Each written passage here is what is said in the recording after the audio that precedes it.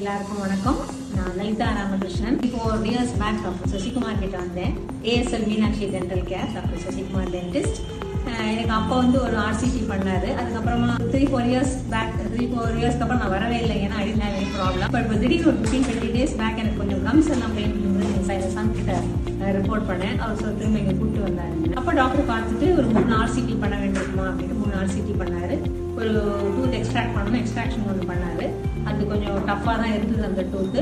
But ரொம்ப பேஷண்ட்டோட பண்ணாரு. எனக்கு கொஞ்சம் கூட அயோட்டா ஆஃப் பெயினுங்கிறதே இல்லை.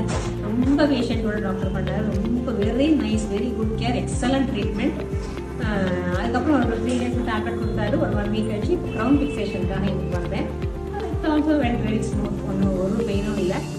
ஸோ யாரும் இது முகஸ்துதிக்காக நான் சொல்லலை, இட்ஸ் மை எக்ஸ்பீரியன்ஸ். அதுதான் நான் உங்கள்கிட்ட சொல்கிறேன். From the root of my heart it comes.